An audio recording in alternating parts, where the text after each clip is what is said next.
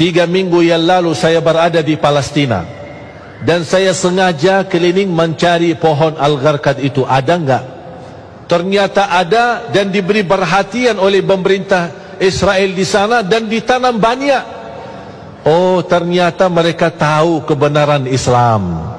Kalau tidak percaya, buat apa dia tanam pohon itu? Buat dipakai untuk membela dirinya.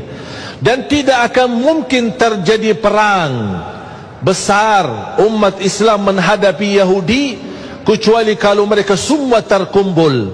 Nanti di saat itu, kumpul dari negara mana? Datang berhijrah ke tanah suci Palestina. Memang ujiannya, penerbangannya apa?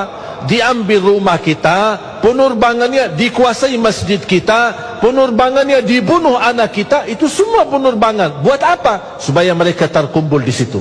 Semua Yahudi dari seluruh dunia kumpul di sana. Kalau sudah terkumpul, tidak ada yang tersisa di luar, terjadilah perang besar.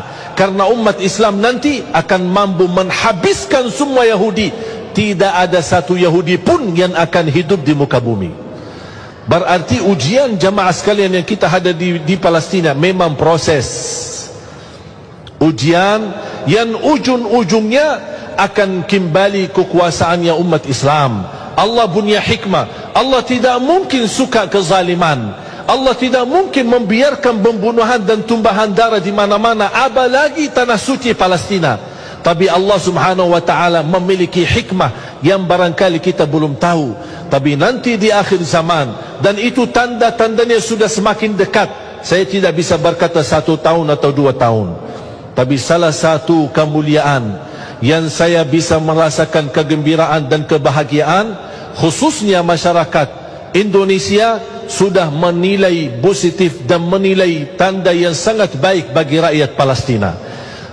Rakyat Indonesia sudah bisa membanggakan dan mewakili umat Islam di seluruh dunia, membuat rakyat Palestina senang dan rakyat Palestina mau berjuang.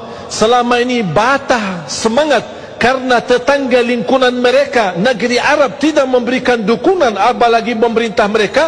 Tapi ternyata rakyat Indonesia mewakili umat Islam sedunia untuk memberikan perhatian dan perjuangan, membuat rakyat Palestina berterima kasih banyak kepada rakyat Indonesia.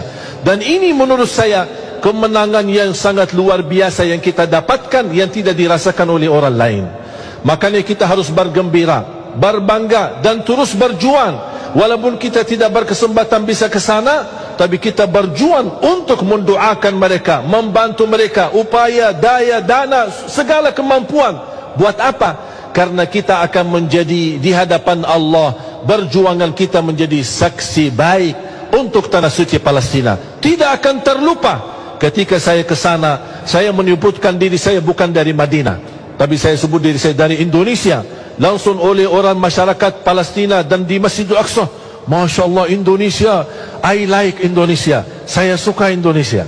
Kapan saya bisa ke Indonesia? Bahkan saya menemukan banyak anak-anak dan anak-anak yatim malah bisa berbahasa Indonesia. Saya tanya, dari mana? Ini banyak orang Indonesia suka kemari. Saya bertanya sama dubes Indonesia yang berada di Jordan, Amman.